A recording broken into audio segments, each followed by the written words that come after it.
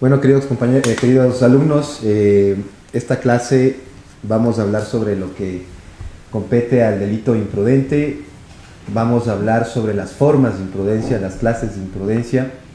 Analizaremos también su desarrollo dogmático a breves rasgos, cuál fue el cambio de posición o la mutación que ha tenido durante el estudio de más de 120 años dentro de la teoría del delito, esta figura de comisión, esta forma de comisión imprudente, cómo se lo concibe, cómo se lo concebía antes de nuestra legislación ecuatoriana, cómo se la concibe ahora con el advenimiento al Código Orgánico del Código Orgánico Integral Penal, cuáles son sus fallos, qué falencias tiene en su tipificación en el actual Código Orgánico Integral Penal, qué está por cambiar, qué es lo aceptable, qué es lo aplaudible y qué es lo que se puede mejorar, ¿no? Siempre se puede mejorar, perfilando de mejor forma estas instituciones de derecho penal, sobre todo en la parte general, que son las que brindan mayores garantías al momento de estar discutiendo sobre temas de imputación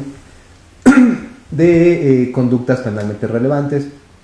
Entonces, en ese sentido, es lo que se va a desarrollar todo el transcurso de esta clase. Si bien es cierto, con el advenimiento del Código Orgánico Integral Penal, sin duda representó, mejor dicho, desde 2014, un gran avance para el derecho, un gran avance para el ordenamiento jurídico penal ecuatoriano, puesto que, como sabrán ustedes, antes teníamos nosotros un Código Penal en donde, que obviamente ese Código Penal era antiquísimo, databa del Código Penal belga de 1938, y ese mismo Código Penal belga era una copia del anterior Código Penal belga de 1936, y esta tipificación, todo este contenido llega a plasmarse dentro del Código Penal derogado. Obviamente, para esa época, los únicos avances o lo poco que logró captar de nuestro Código Penal derogado, de los avances de la teoría del delito, era sobre los temas que ha desarrollado Carrara, por ejemplo, con su escuela positivista italiana. Pero lo que está claro es que no logró captar todos los desarrollos, todo el desarrollo que se ha venido dando dentro de toda la teoría del delito, es decir, no logró incluir dentro de su normativa las escuelas causalistas, escuelas neocantistas, los criterios de las escuelas de la escuela finalista, muchísimo menos los últimos esbozos de los temas de las escuelas, de las postfinalistas, propuestas por Klaus Roxin, por Jacobs. Entonces, obviamente, nuestro sistema penal anterior estaba por demás caduco y era necesario implementar nuevos cambios, actualizarnos dentro de lo que compete a la dogmática penal, y obviamente esa actualización tenía que venir de la mano de una reforma al Código Penal, de una reforma al sistema penal ecuatoriano, la cual se dio con este advenimiento del Código Orgánico Integral Penal. Si bien es cierto, como hemos venido discutiendo y viendo en el transcurso de las clases de teoría del delito, existen varias falencias aún dentro de lo que es la normativa de los primeros 78 artículos del Código Orgánico Integral Penal.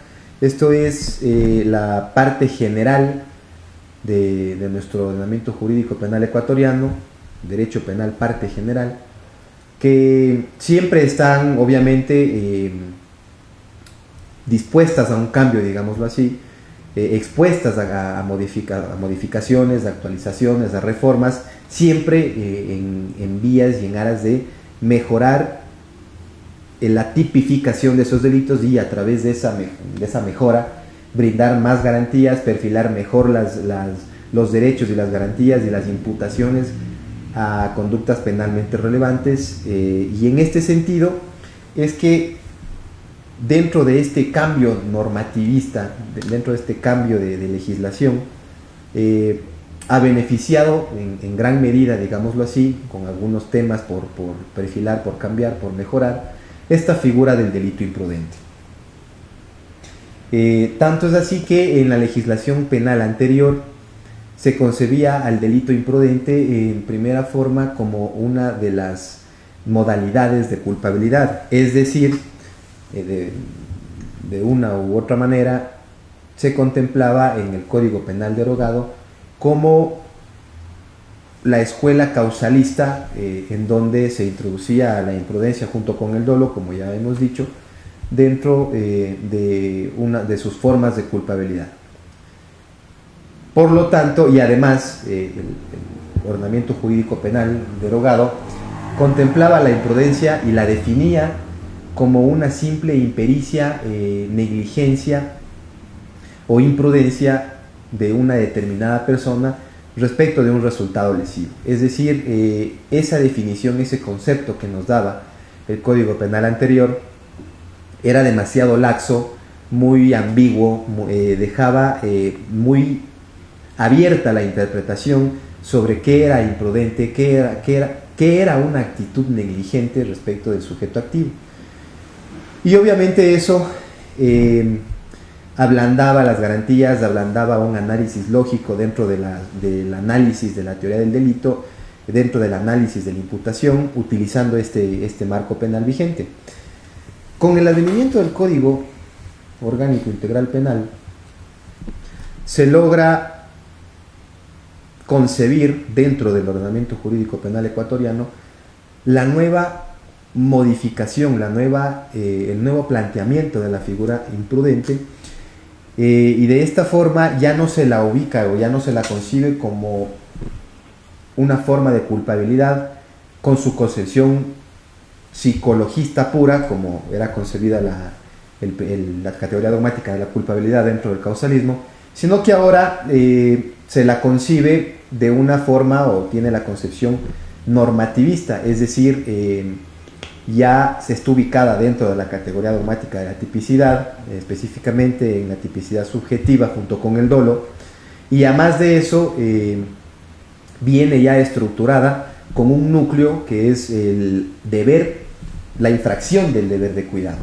Ya nos referiremos también sobre estos temas del deber de cuidado, pero es necesario también hacer alusión a que en la actualidad, en nuestra sociedad, obviamente hemos sido testigos del avance de las tecnologías, de la investigación, de la ciencia, que sin dudarlo es inherente al ser humano y que por ende siempre va a existir investigación, y al existir investigación siempre va a existir avances sociales, siempre van a existir distintos ámbitos de avance social en donde representen obviamente una utilidad grande, una utilidad importante para proporcionarnos a la sociedad, a toda la sociedad, un mejor medio de vida, más facilidades para realizar determinadas actividades, pero sin embargo este desarrollo de la sociedad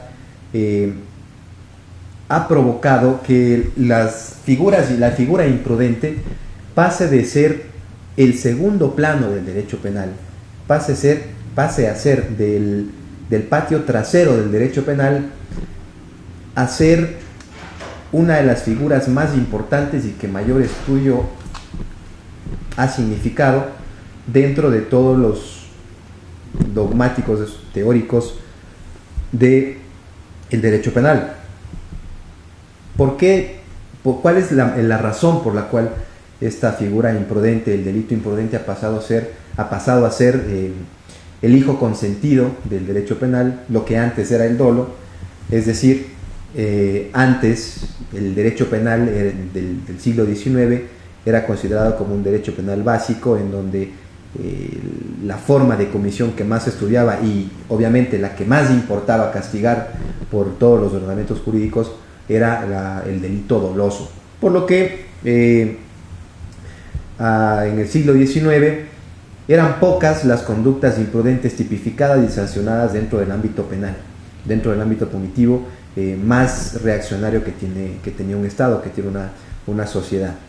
Sin embargo, hoy por hoy, con este desarrollo de la sociedad, se ha ampliado todos los ámbitos peligrosos y de utilidad que representa en la sociedad un mejor estilo de vida, mejores facilidades, un avance dentro de las investigaciones Y obviamente al expandirse esa sociedad de riesgo, como comúnmente se la conoce, se han expandido también distintas células o distintos enfoques de peligro, nuevos enfoques de peligro, los cuales obviamente al representar enfoques peligrosos, al representar ámbitos peligrosos, ámbitos de avances sociales peligrosos, son necesitados, digámoslo así, de regulación. ¿De regulación en qué sentido? En el sentido de protección a las potenciales víctimas de la práctica de estas actividades riesgosas.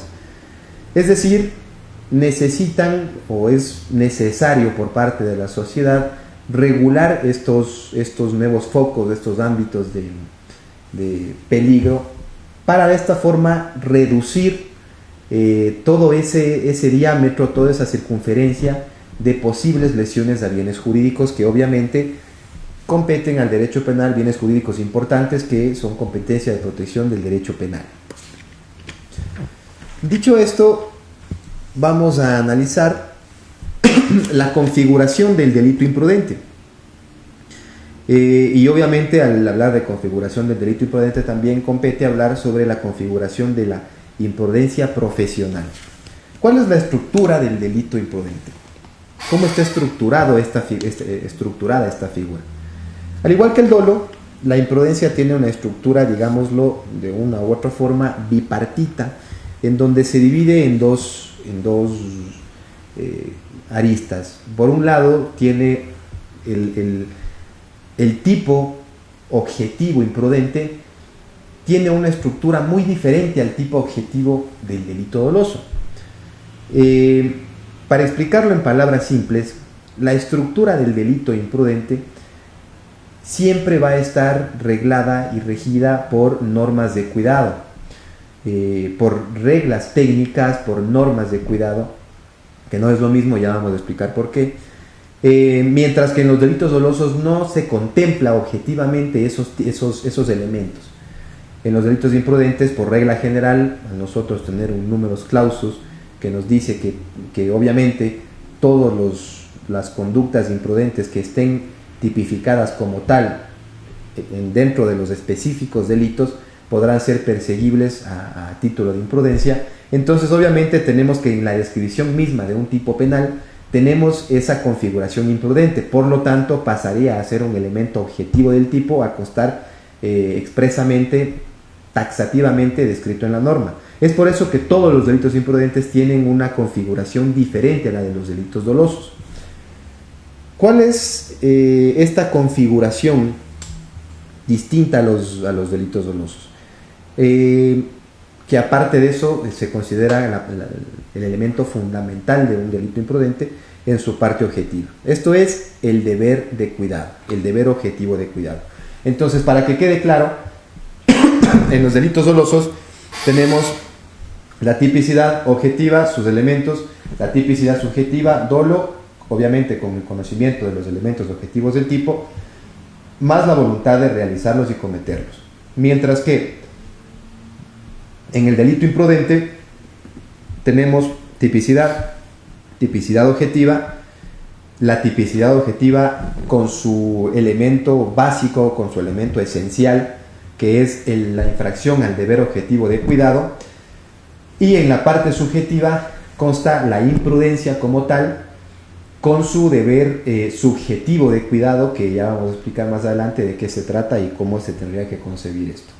Además de dentro del estudio de las causalidades, varios criterios de imputación del resultado, a los cuales también me referiré más adelante. En este sentido, queda claro entonces la configuración del delito imprudente. No hay que confundirnos sobre un tema. Al momento de decir nosotros que el tipo objetivo del delito imprudente está estructurado por el deber de cuidado, digámoslo así, como su elemento estrella, que no lo considero así, pero para motivos de estudio hay que decirlo, no necesariamente representa una necesidad de que en esa descripción objetiva del tipo imprudente se nos especifique por parte del legislador las normas específicas que una determinada persona tiene que quebrantar o tiene que portarse de forma imprudente respecto de específicas normas para dar por asentado el cumplimiento de ese tipo objetivo, sino que única y exclusivamente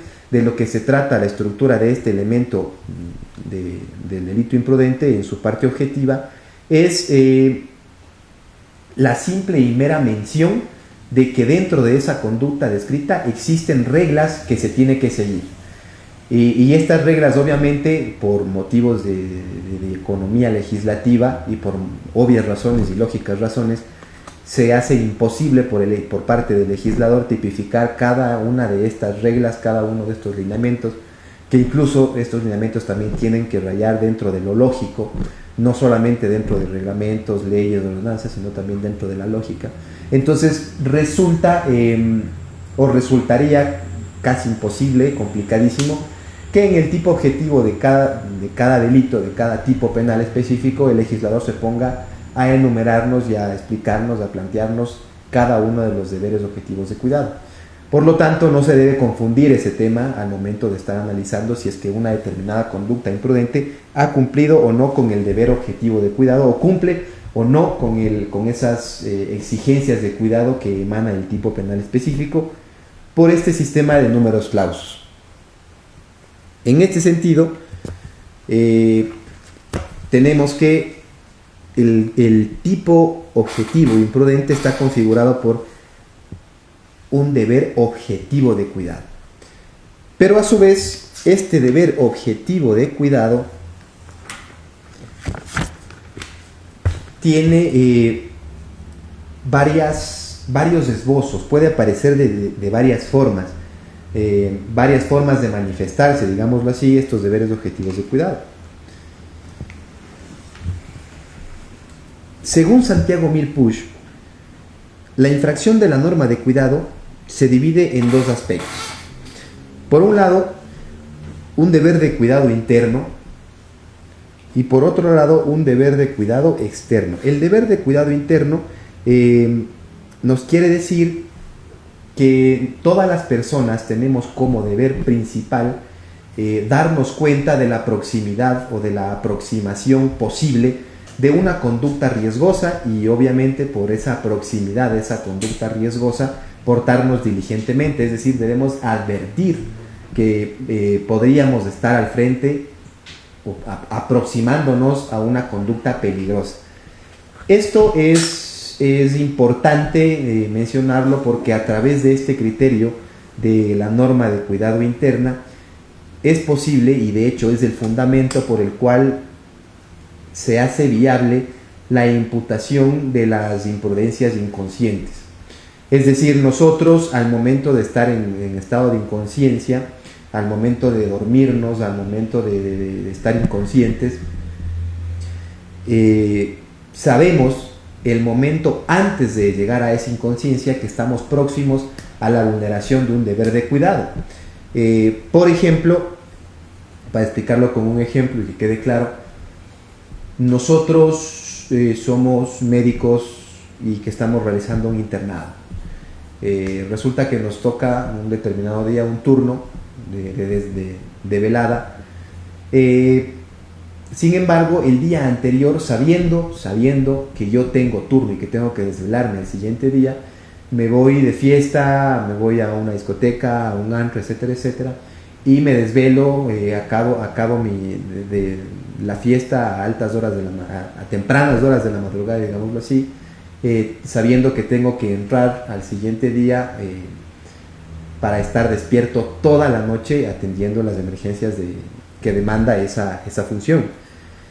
Motivo por el cual obviamente yo sé que no estoy en condiciones para poder aguantar toda una noche despierto por la desvelada anterior que tuve, fruto de lo cual me quedo dormido y entre uno de mis funciones, uno de mis roles dentro del hospital estaba el tener que inyectarle a un insulino dependiente cierta o determinada cantidad de insulina cada cierto tiempo, por lo cual al quedarme dormido yo infrinjo, digámoslo así, ese deber objetivo de cuidado, no inyecto la cantidad de insulina que necesita ese paciente cada determinadas horas, fruto de lo cual el paciente muere. Entonces, al momento de mi infracción del deber de cuidado, del deber objetivo de cuidado, yo estaba en plena inconsciencia porque estaba dormido. Entonces, ¿qué nos dice? ¿Cuál es el fundamento para poder imputar ese estado de inconsciencia en el cual yo estaba? Precisamente que ese deber de cuidado interno me era exigible a mí prever, digámoslo así, la proximidad de una situación peligrosa y que obviamente iba a conllevarme una infracción de cuidado, una infracción de un deber objetivo de cuidado. Y por otro lado está el deber de cuidado externo, que se trata de que un individuo se debe comportar externamente de acuerdo a las reglas de cuidado que previamente ya han sido advertidas. Es decir, es la situación opuesta al deber interno de cuidado o deber de cuidado interno, puesto que en este presupuesto nos sirve como fundamento para poder imputar o perseguir los delitos de imprudentes conscientes o con representación.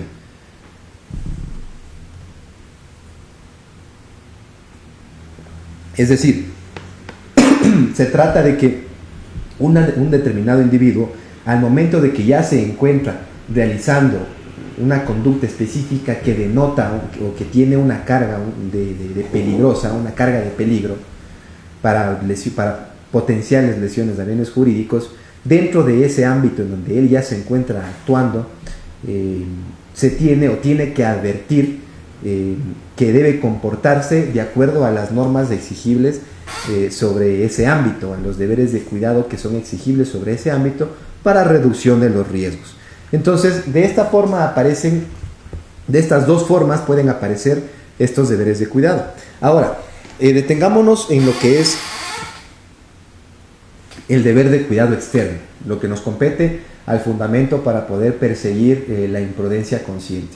Este deber de cuidado externo de igual forma se subdivide, por decirlo en palabras simples, en 3 deberes. El primer deber del cuidado externo, del deber de cuidado externo, es el deber de omitir acciones peligrosas. ¿De qué se trata este deber de advertir acciones peligrosas? Lo explico con un ejemplo para modos prácticos y fáciles de entender. Si es que un conductor novato, un conductor de automóvil novato que recién está aprendiendo a manejar, obviamente tiene que omitir, tiene que dejar de hacer una conducta que represente un alto peligro para su grado por su condición de principiante, digámoslo así. Es decir, el conductor principiante debe omitir de realizar la conducta peligrosa de tomar una curva a una velocidad considerable. Ese es explicado en palabras simples, el primer deber de cuidado externo, el cual es el omitir de realizar acciones peligrosas. El segundo deber de cuidado externo que puede aparecer es el deber de preparación e información previa. Este deber nos dice que el individuo, antes de emprender determinadas conductas que representan ya un riesgo o que se representan o aparecen como peligrosas para bienes jurídicos, deben tomar la preparación e información necesaria. La persona que está o que va a realizar una determinada conducta que él mismo se representa o ya sabe que es peligrosa o que está actuando dentro de un ámbito peligroso, tiene que prepararse por la misma naturaleza de peligrosa de la conducta e informarse sobre esa peligrosidad. Con un ejemplo, igual para hacerlo pedagógico, resulta que obviamente un médico que va a realizar determinadas operaciones a sus pacientes, antes de, no sé si ustedes se han dado cuenta, con familiares que han tenido que operarse o se han sometido a operaciones, sobre todo comúnmente a operaciones de cirugía estética, tienen una cita, o los doctores, los médicos les llaman a una cita previa antes de la operación, para mandarles a hacer un sinnúmero de exámenes médicos, entre esos exámenes de sangre, ecos, y bueno, algunos otros determinados exámenes que compete a la profesión médica y a su esfera de conocimiento, obviamente. Entonces, ese es el deber de preparación e información previa. ¿Por qué? Porque el médico tiene que informarse respecto de si su paciente es alérgico a determinado medicamento, si es que su paciente sufre alguna enfermedad cardíaca, fruto de lo cual no se puede practicar alguna operación, etcétera, etcétera. Es decir, el médico, para reducir la peligrosidad de su actuación, tiene que informarse respecto de esa actividad. Si es que el médico no se informa respecto de esa actividad, entonces estaría infringiendo ese deber de cuidado externo que le es exigible en las condiciones y las circunstancias específicas en las que se encuentra, ¿no?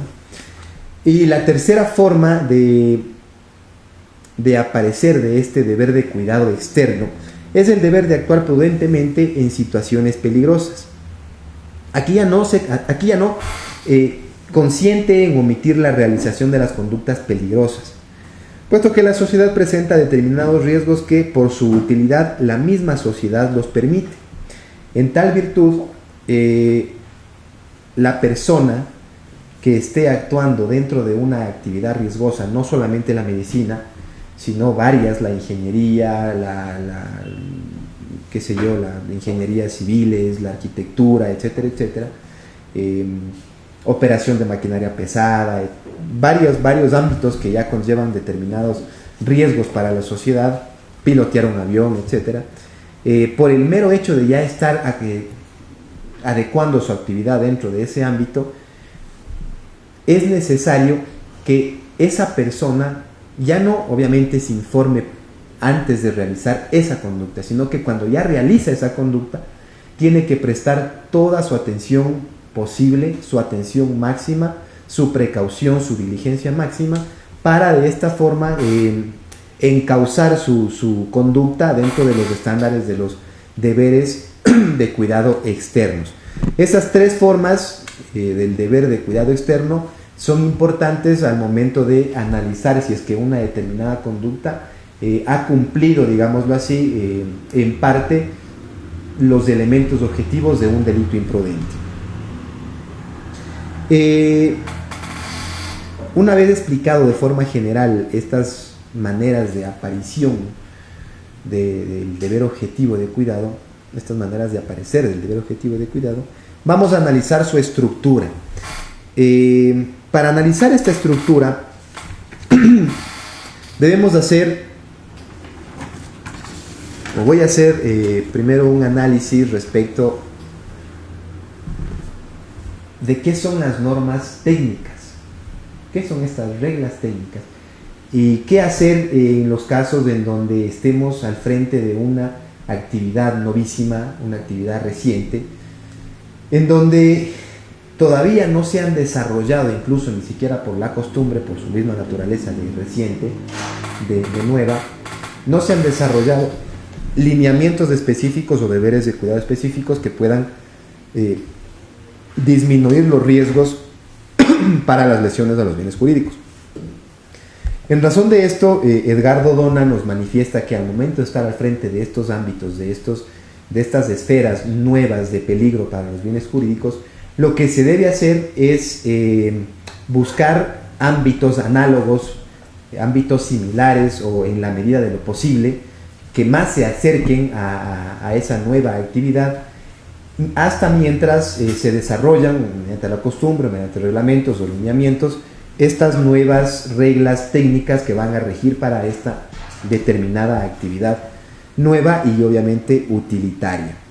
De forma que no, en palabras de Dona, cuando existen nuevas actividades en las cuales no habrá reglas ya determinadas, como en el caso de los médicos, esto se llaman las reglas de la buena praxis. Para ello deberán buscarse reglas de ámbitos sociales análogos hasta tanto se establezcan las normas referidas, lo que había mencionado anteriormente. Lo importante aquí no es la diligencia de la realización de la actividad, de la vida social, mejor dicho, sino el cuidado necesario para evitar las lesiones a los bienes jurídicos. Ahora, es importante establecer la diferenciación entre norma de cuidado, deber de cuidado y reglas técnicas. ¿Qué es una norma de cuidado? La norma de cuidado básicamente es la norma que se encuentra tipificada en el Código Orgánico Integral Penal, específicamente hablando de los delitos imprudentes. Por ejemplo, una norma de cuidado es el tipo penal de homicidio por homicidio imprudente, por ejemplo.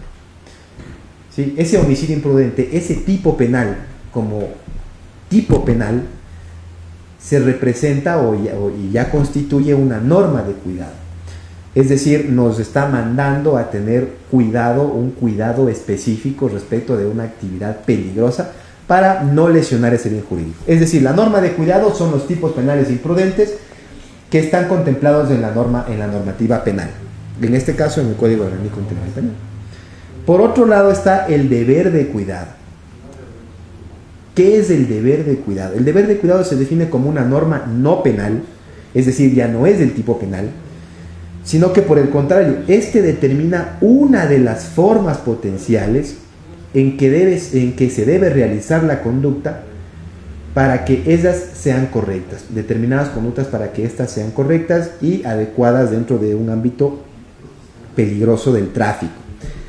En consecuencia, la infracción del deber de cuidado no necesariamente configura una infracción de la norma de cuidado. Es decir, la infracción del deber de cuidado per se no es óbice para decir que ya se ha cumplido en su totalidad la norma de cuidado o el tipo penal imprudente contemplado en la legislación ecuatoriana. Y por otro lado, están las reglas técnicas. ¿Qué son las reglas técnicas? Estas reglas se emanan de varias vertientes, tanto pueden ser de forma de leyes, reglamentos, ordenanzas, manuales, e incluso de la misma costumbre y hasta de la lógica, ¿no? ¿Cuál es la importancia de determinar estas reglas técnicas y esta distinción? En primer lugar, ¿cuál es la importancia o la razón por las cuales se tiene que dar por sentado o por las cuales tenemos que concluir como sociedad para dar nacimiento o establecer estas determinadas reglas técnicas? La dogmática penal de común acuerdo ha establecido 3 estándares, digámoslo así, que deben cumplir con determinadas actuaciones para darlos por sentadas como reglas técnicas o darlas por creadas como reglas técnicas. La primera, se tiene que analizar la necesidad de la actividad de que se trate, si es que esta actividad nueva, por decirlo así, para dar nacimiento a estas reglas técnicas, es demasiado necesaria, va a ser necesaria dentro de una determinada sociedad, donde cómo se desenvuelve la sociedad también va a ser importante aquí analizarlo. La segunda, la cantidad de riesgo que supone el incumplimiento de ese deber que se va a crear respecto de esa actividad peligrosa. Y por último, ese conjunto entre la utilidad y la eficacia de esa actividad para dar por sentada o la necesidad y la razón de la creación de estas reglas técnicas. Es decir, para crear reglas técnicas que regulen actividades peligrosas y de esta forma mermen, digámoslo así, el cometimiento de delitos imprudentes, que obviamente le compete al ámbito penal, se tienen que analizar 3 cosas. La primera, la necesidad de la actividad de la que se trate. La segunda, el riesgo que representaría el quebrantamiento de esta regla técnica que se va a crear. Y la segunda, la unión entre la utilidad y la eficacia de esta actividad nueva a la cual se está arreglando y se está perfilando para reducciones de riesgo. Finalmente, como habíamos dicho con anterioridad, no toda, y por esa razón también de la importancia de la distinción, no toda infracción a una regla técnica per se ya puede condicionar el cumplimiento de una infracción de un deber objetivo de cuidado. Es decir, el infringir una regla técnica no necesariamente es óbice, no necesariamente se reafirma o se confirma sin ningún análisis adicional el cumplimiento o el quebrantamiento de un deber objetivo de cuidado. Y voy a explicar esto con un ejemplo. Tal es el caso de el tráfico. Siempre para los delitos imprudentes es fácil, digámoslo así, para motivos de explicación, poner ejemplos sobre el tráfico rodado o sobre los temas médicos. En este caso, pondré un ejemplo sobre el tráfico automotriz. Resulta que determinadas personas, el límite de velocidad, mejor dicho, para conducir vehículos dentro de la ciudad, acá en Quito todos conocemos que es 50 kilómetros por hora. Y en carreteras el límite de velocidad es 90 a 100 kilómetros por hora, dependiendo en el trayecto de carretera en que nos encontremos. Pero pongamos que es 90 kilómetros por hora. Esas son las reglas generales, digámoslo así. Esas son las reglas que aplican de forma general. Ahora resulta que dentro de esas reglas generales pueden aparecer determinadas situaciones específicas, determinados escenarios diferentes a los escenarios generales para los cuales se habían dado estas reglas técnicas, como por ejemplo, dentro del tráfico rodado, una determinada persona está yendo en una carretera a 90 kilómetros por hora. ¿Qué quiere decir eso? Que está cumpliendo con esa regla de cuidado, está cumpliendo con ese límite de velocidad. Pero sin embargo, añadimos dentro de este ejemplo una situación más, un elemento más que va a cambiar totalmente la circunstancia. Resulta que en una carretera a la cual se tiene que ir a 90 kilómetros por hora como límite máximo, está con neblina, y una neblina muy espesa, y aparte de la neblina está lloviendo de una forma muy intensa, digámoslo así. Obviamente esa regla de 90 kilómetros por hora aplicada a ese nuevo escenario con ese nuevo elemento ya no se representa como una regla técnica, como un deber objetivo aplicable para esa determinada circunstancia, sino que las reglas técnicas cambian a reglas técnicas específicas, digámoslo así, en donde este límite de velocidad de 90 kilómetros por hora ya no es el adecuado dentro de este ámbito peligroso, sino que el adecuado obviamente va a ser reducir la velocidad a tal punto en que la actuación peligrosa la cual yo estoy realizando se reduzca de forma considerable para evitar posibles lesiones a bienes jurídicos, como lesiones, vida, incluso hasta propiedad, materiales, etc. Y dicho con otro ejemplo, entonces queda claro, ¿no?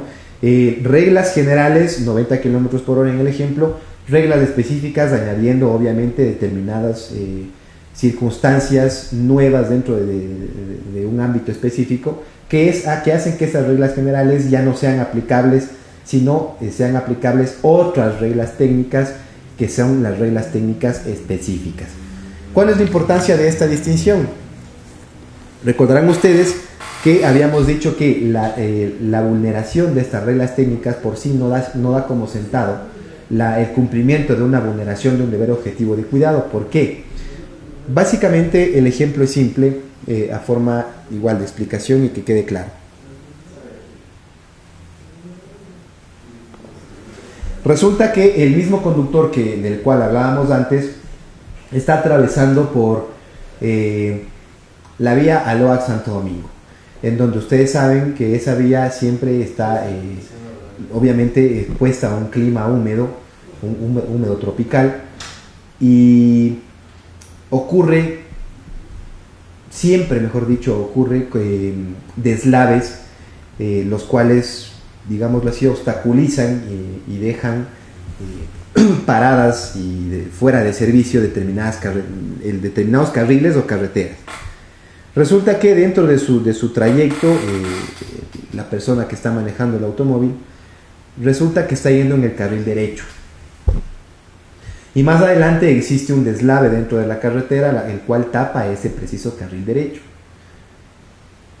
El deber objetivo, mejor dicho, la regla técnica aplicable a la actividad peligrosa de conducir en carretera, es obviamente conducir al límite de velocidad y que ese conductor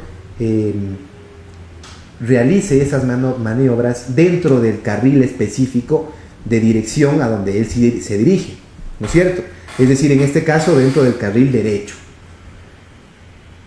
Producto del deslave, obviamente, si es que trata de seguir por ese carril derecho como manda o como emana esa regla técnica, esa norma de cuidado, va a representar un daño material a su vehículo, posiblemente una lesión al bien jurídico de integridad física o incluso a su bien jurídico vida, puesto que al intentar atravesar un deslave por encima con el vehículo puede provocar que se siga desprendiendo la tierra y fruto de esto acabar en la muerte de esta persona. Por lo tanto, lo obvio, lo lógico es invadir el carril izquierdo, obviamente prestando la debida atención, que no venga ningún otro carro en sentido contrario, porque ese carril es para ir en sentido contrario, y decide invadir ese carril para poder superar ese deslave que dejó inhabilitada la vía, el carril derecho. ¿Qué es lo que pasa aquí? ¿Qué es lo que pasa en este análisis, en el análisis de este ejemplo? Obviamente, el deber objetivo, la regla técnica respecto de ese deber objetivo de cuidado frente a esa actividad peligrosa a manejar, establece que tiene que ir por su carril derecho, por el carril que le corresponde. Sin embargo, al invadir el carril izquierdo, está quebrantando, irrumpiendo esa regla de cuidado, esa regla técnica para, disminuir ese peligro. Estamos al frente de una situación de disminución de riesgo, por lo que esa infracción de esa regla técnica per se no quiere decir que se haya cumplido la infracción al deber objetivo de cuidado. Esto es muy importante al momento de analizar supuestos de hecho imprudentes. Se necesita establecer si es que efectivamente esa vulneración del deber objetivo de cuidado, dicho en palabras simples, fue fruto de una reducción de un riesgo, y si es que fue fruto o es afirmativa esa respuesta, entonces ese deber objetivo de cuidado no se ha cumplido, se ha cumplido o no se puede decir que se ha quebrantado. Por lo tanto, se podría decir que esa conducta, digámoslo así, que en un principio aparece como penalmente relevante, no puede ser imputable porque no cumpliría ese elemento objetivo específico del tipo penal imprudente que ya hablamos al principio.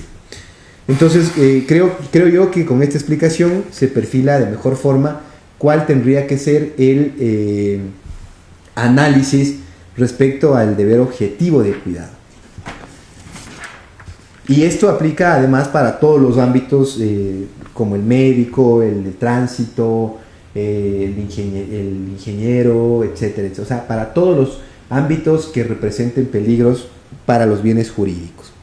Ahora hablaremos sobre, una vez superada ya el tema de la estructura del tipo objetivo imprudente, vamos a introducirnos sobre la estructura del tipo imprudente subjetivo, es decir, la estructura subjetiva del tipo imprudente.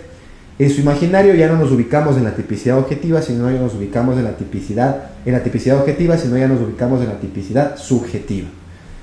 Más abajito del dolo, imprudencia o culpa, como ustedes lo deseen llamar. Yo considero adecuado la denominación imprudencia, incluso hasta para motivos pedagógicos al momento de escribir determinados artículos dogmáticos. Al utilizar el término culpa por posibles traducciones en otros idiomas, se puede confundir con el término culpabilidad. Obviamente el término culpabilidad representa una categoría dogmática o un principio del derecho penal, y culpa representa la imprudencia a la cual nos estamos refiriendo. Por eso mi consejo es que siempre nos refiramos a esta figura, a esta forma de comisión, como forma de comisión imprudente.